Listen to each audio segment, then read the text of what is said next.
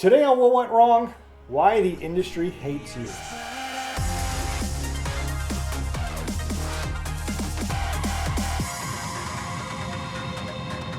Hi, I'm Brett Mauser, and the industry hates me. And we're going to talk today about why the industry hates your low to no budget film. And it's not for the reason you think. Okay. What would you? Most people would criticize no budget films as being low budget, and low quality, and being crappy. But there are some really good low budget films out there, and the industry hates them. Yeah. Why do you think that is? Probably because they can't get their cut. That's one good reason. But even if they were to pick up a low budget film like Blair Witch Project for $1 million, they're going to make millions and millions on it. But you're looking at an industry that spends $150 million on a typical blockbuster movie, Right. $200 million. What is it? They can make gross to $2 billion, but they're spending so much money on these movies. And then here comes somebody that does a film like Lady Lawman, which we're still crunching all the numbers, but let's just for the sake of argument say under $10,000 that we shot in 8 days. Wow. And while you can watch Lady Lawman, and it's a great film, but you can still kind of say, okay, it doesn't have that look of a Hollywood film, what have you. But if you start thinking about it as to, well, how much more money would you actually need to make Lady Lawman look like a Hollywood movie? Right.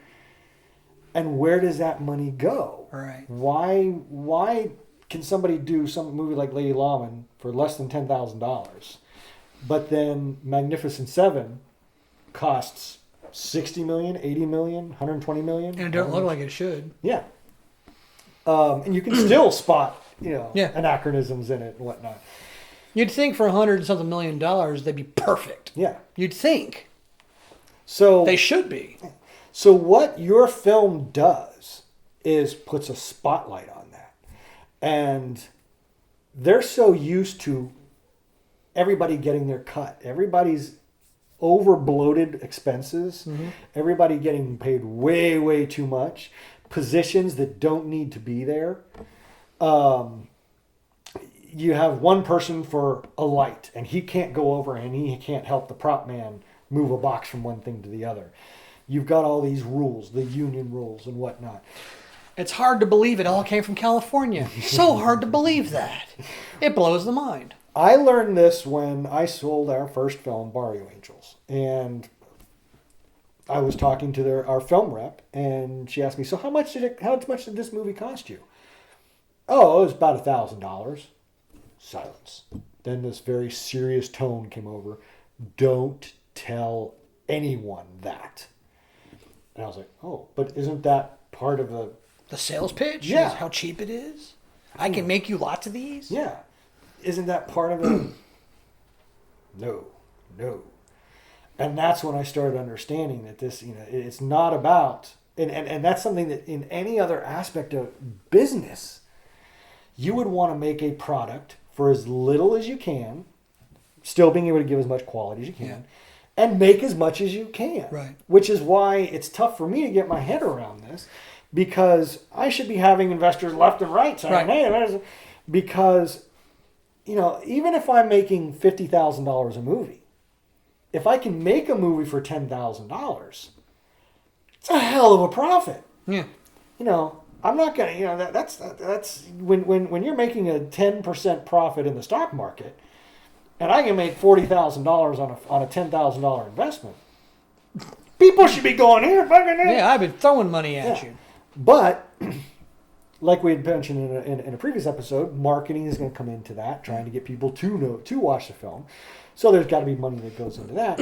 But creating the project at such a low cost highlights and puts a big spotlight on those giant Hollywood budgets. Yeah. Because that's all you have to do is what, like I said, and it's not, I'm just using Lady Lawman because it's our recent one. It's a great film. Yeah, it's a good movie. But there are other low budget films shot between $5,000, $15,000, whatever, to look at. And even if they're not that great, to be, acting wise or cinematography wise, but lighting is really great or whatnot. Look at a film, any film, and go, why is this film cost $10,000 to make, Right. but another film cost $160 million? It's to look at, like you said, the Magnificent Seven, the new one, not the old one. The old one was pretty good, of course, based on Seven Samurai. Yeah. But I watched it. Let me rephrase it. I watched part of it because some of it was just too painful to watch. I'm like, guys, really, that's a different subject. And I looked at it. I was like, as far as westerns go, it was all right. It was pretty good. They tried to follow the trope. They tried to remake something they've already done because they don't have any original ideas. And I'm like, yeah, I wouldn't even put it in my top 10 westerns. You spent $120 million on this, and it's not even in the top 10. It's not even that memorable to remember when it came out. I can remember when certain movies like Silverado, 1985. Okay. Why do I remember that? Because I watched it in 1986, and I know it came out the year before. And I've seen that movie I don't know how many times, okay? I love that movie. It was well done. It was well acted. The actors were, of course, Scott Glenn and Kevin Costner and Jeff Goldblum. Jeff Goldblum and what's his name? Danny Glover. Danny Glover. And just A-list actors before they were A-list actors, really. Scott Glenn was the only one who had been in anything really of any importance, with the right stuff. And yeah, Kevin Costner played the kid. the kid, yeah, he was the kid. Don't ever hear he was Scott Glenn's younger brother, basically, And Jeff Goldblum was a bad guy, which is hard to believe, but he's a bad guy, and he was less Jeff Goldblum-y than ever. Back before he was, before Jeff Goldblum just showed up and played Jeff Goldblum in every movie that Jeff Goldblum's ever been in. I remember that movie very well. I watched Magnificent Seven, or tried to watch Magnificent Seven, and it just didn't strike me as being interesting at all. I was like, oh, it was almost a collection of just movie tropes and things I was supposed to see. Oh, here's the long shot. Oh, here's the thing. Oh, here's for the part where they're racist. Here's where it's like, but you spent $120 million on this movie, and maybe you made some money, but I don't remember anything about it. Okay. But as far as the film industry goes, do they really care? Did they make some money? Yeah. Did they make a good movie? Doesn't matter. It made money. It doesn't matter. It made money, but who did it make money for? The studios, the people that were acting it, maybe. But more importantly, made money for people who otherwise really wouldn't have a job at all. Let's be honest. When you're at grip, your job is to grip something, and you just kind of hold it up in the air. Can anybody do that job? Yeah. Anybody can do that job. Oh, it takes a No, dude. Anybody can do that job. Your girlfriend did that job for the longest time. Had she ever been trained in that? Nope. Did you ever see the mic? Nope. Could you hear the actors? Yep. Congratulations. You could get a union job in Hollywood making blah, blah, blah. Did you have catering? Nope. Did you need catering? Could you have gotten catering? Sure. Would you have spent $10,000 a day on catering or $20,000 a day on catering? But they do. The budgets, they remind me of the government budgets. I worked many years in the government. I now get paid by the government to do things a lot of times. I don't mind them paying me entirely too much to do what I do. It doesn't bother me at all. But the point is, and you are well aware of this, I'm sure, is you're allotted a certain amount of money to do a certain job for a certain period of time. You get your annual budget. And if you don't use it all, well, then they take it away. So you're going to spend every dime of that money. So that they'll give you more So they next give you year. more next year. And then the problem is when they add an extra project, like, I don't know, the F-35, and it costs entirely too much. So you have to have that plus your budget, plus more for that, and it just keeps growing and growing and growing. And the studios are like that. Should Magnificent Seven have cost $110 million? No. I could have seen 20. I would have understood 20. The number of actors, maybe 30. Because you did have some pretty big name actors. And I don't mind the actors getting paid money if they're worth it. Some of those actors... If they're putting butts in seats, if people are going to see a movie because Chris Pratt is in it, and his name on your poster is going to guarantee you $10 million. Bring it. And then you're going to get Denzel Washington. Denzel He's going to Washington. bring in $15 million. Then yeah. Yeah, Then you and I start love watching making- Denzel Washington, and I love watching Chris Pratt. Those are two actors that I just almost anything they're in, I'll go watch it just because they're in it. I mean, not that I'll go watch it, but if someone says, "Oh, the Denzel Washington movie," well, maybe, because almost every movie he's ever done, I've liked. Chris Pratt is hilarious, and I like his politics, as it were. I like the way he thinks. I like his religious ideas. I'll support Chris Pratt. Am I going to remember this movie? No. Would I have paid, if it was me, would I have paid $120 million for this movie? Absolutely not.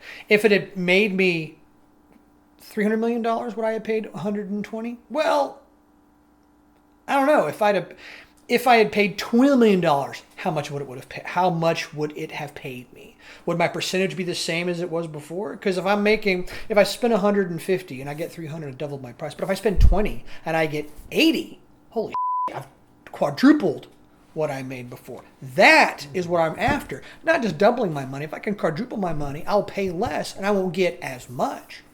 I won't get 300 million, but neither would I have paid 150 million. So the idea that you can have this movie for 10 grand and you make 100 grand, or even just say 50 grand, and you've quintupled your money, that should be great. Because if I gave someone $10,000 and then they gave me 50 grand a couple months later, I'd be doing that a lot. I would be doing that a ton. I would be basically just having groups of $10,000 and just throw a $10,000 package at people, and then give 50, and I'd split that into 5 and give everybody $10,000, and then get that back. I mean, have 250. But that's not how it works. But it should. I mean, I don't understand. But that's the interesting thing, though. But it's only movies. Yeah. If you got a banker, or if you're investing in widgets or whatever. Yeah. And if that's the case, that's what you're going to go with. Yeah. But with Hollywood, no. No. That's not how it works. I can't imagine running a business like that. Which is, I guess, why Hollywood has gotten to be so just decrepit now. Is because they're not making that money. The movies aren't making money. You don't see a whole lot of advertising anymore. And the movies that they made, I mean, I can't recall the last time I sat and watched a movie was one of your movies. The last time before that I sat and watched a movie was one of your movies. I haven't been to a theater probably in almost 10 years. I just don't like it.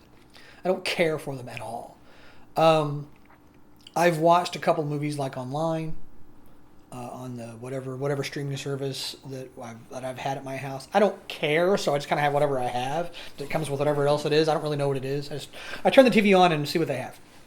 And half the time I'm watching foreign movies or old movies or something else. I can't stand most Hollywood movies anymore. And I've heard that Hollywood as an entity is on very hard times. There's hundreds of thousands of people out of work. And the problem is, I do not care.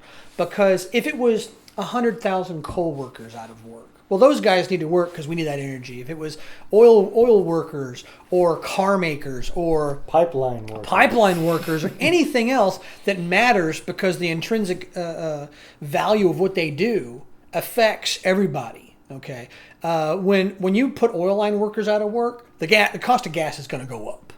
Okay, having come from an oil family, when you affect one little thing over here, you're going to send a ripple, and gas has now gone up 50 cents since the election. That's a lot of fun, at least where I live.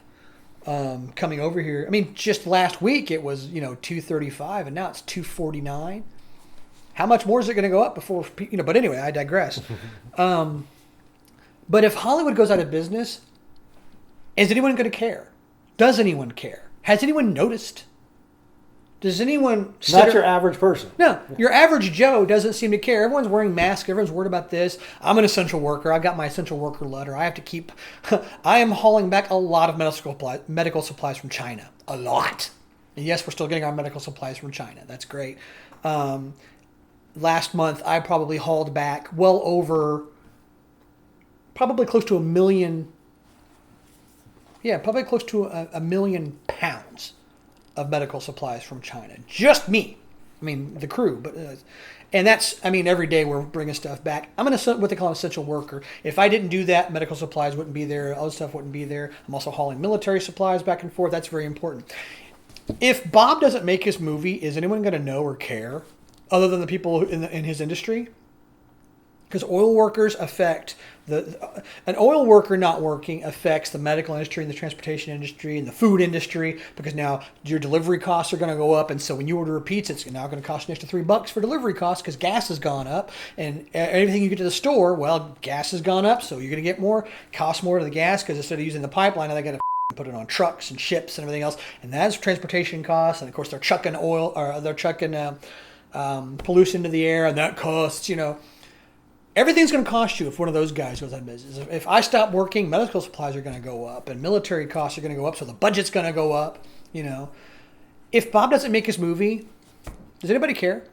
Does anyone give a Only the people that want to keep the public asleep. Yeah, only the people who are only the cancel culture, only the Hollywood people who aren't making money because they're upset that no one's watching their movies. Well, a couple things that if they made better movies, maybe we would care. Disney's in the worst shape it's been in ever.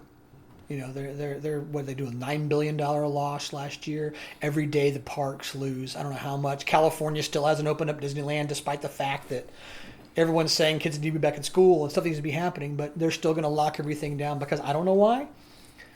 The point is that certain things are affected by certain industries being disrupted. Hollywood's not one of them. Does anyone give a crap that they haven't seen a new movie or haven't seen a new good movie in the past month or 2 or 6 or whatever else? Because their streaming services, they can watch Leave It to Beaver till all hours of the night. Mm-hmm. I haven't watched a new movie since I can't remember when. I think I watched Bird Box 2 years ago when it came out. I've been watching. Fast forward. I've been watching old TV shows. Went from WKRP to Rockford Files, Quantum Leap, and it's just I when I'm eating, I have some dinner, watch something, and then I'm on. I go into editing, or I'll watch YouTube and some of the commentary shows and things like that. But I'm not dying to see. I can't remember. I dumped my Netflix. I mean, that was because of the Cuties thing, but dumped my Netflix. I don't miss it. I've got Amazon Prime, but I can't remember the last time I used it. Right.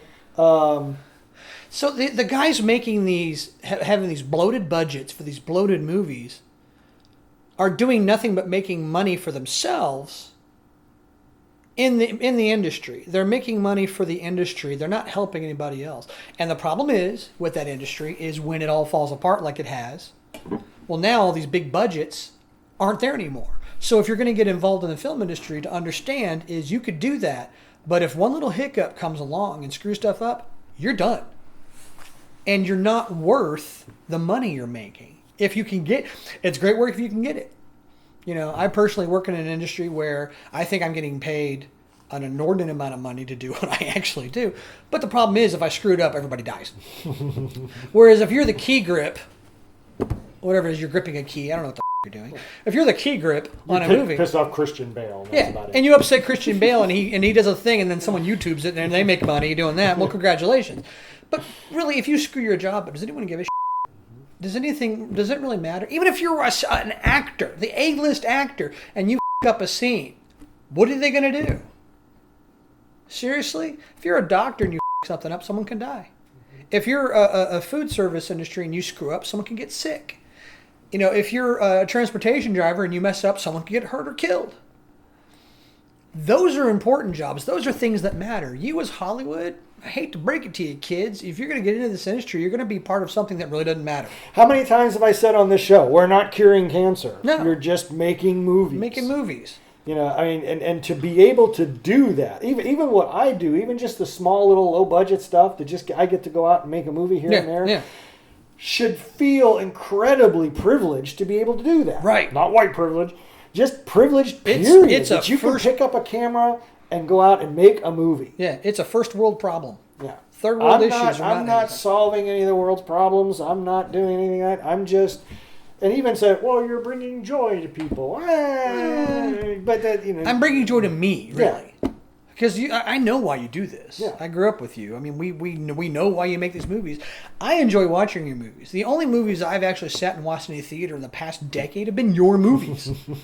You know, because I don't enjoy going. But your movies I love to go watch and love to go see because I love the stories, I love the message, I love everything else, and I know the love and care that went into it. Because you don't have a key grip that's making all this money. You don't have a assistant director and a second assistant director and an operator and this guy and that guy who are making union, and I have to hold this thing, but I can't go pick up that thing, and the guy can pick up that thing can do that, but can't fix a light bulb. You don't have that union bullshit going on. You don't have that scale bullshit going on. Yeah. You just have a bunch of people who love doing what they're doing, and I love to watch people love to do what they do. And that's why I love watching your movies. That's why I like watching independent films. That's why I eschew watching the big budget, whatever, unless there's something cool, like a big war movie or something cool like that. But even then, I get problems with when I can see they're doing something they should be doing, like Red Tails. I knew you were going to bring that one up. It's like, oh my God, you know. There's certain things that I just can't stand to see Hollywood do because I know they're going to it up. And they not always, but they usually do. And the number of things that they get right are so few and far between. And there's so much bloat and so much pork and so much, I'm not just talking about the actresses, and so much stuff and so much stupid that goes on with it, that it's gotten to the point to where I know what's going on in that little world and I can't stand it. I don't even want to support it anymore. But independent filmmakers, guys who are doing it because they love it, guys who do it because they're enjoying it, guys who are learning. I love watching your film student stuff. When I get to go to your classes and see the stuff your film students are doing, I love that. Some of them suck. But you get to watch the formation of someone. It's like watching a new student learn how to fly. You get to see them go, I got it. You know, one of those things when you get to see them and they get critiqued and they get pounded. No. But then it comes through and the light bulb goes off. And I love that. That's not happening in Hollywood. That's not happening there. And I wish it was. Yeah. I wish it was, but it's not. It could seem like it's a conspiracy theory by saying that Hollywood is going to try to keep you down because you're an independent filmmaker. But if you look at it from a strictly financial point of view and what they've built, the ivory tower they built themselves is built on a lie. And what you're doing is showing and putting that spotlight on that lie. So they do have to keep you down. And they're not going to promote you. If you go and you hey, I made a great feature film for $5,000. This should be heralded. They're not going to, because you are showing the rest of the world and the investors and the bankers that put all that money in there. You're exposing a lie. You are chipping out the base of their ivory tower, and they cannot have that. Because if it falls, it'll be decades before they can rebuild it again. Yeah, which is why the way I approach it is I think maybe a year or two there, way early on, I wanted to be Hollywood. I wanted to give it a shot. I remember when you went to Hollywood. Yeah. When I came running back to Texas with my tail between my legs, I was done with Hollywood. Yeah.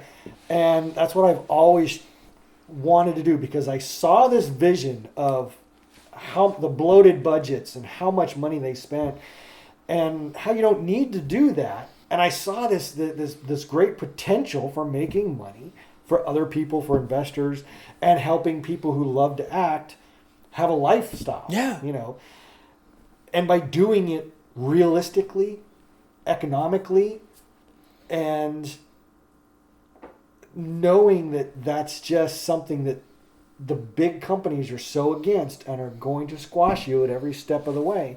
It's important for you to understand why they want to squash you, because otherwise you sound like a conspiracy nut that, no, you're breaking apart 99% of the people that are part of that, and you're ripping out the lie that they've built for themselves. So they cannot allow that to be exposed.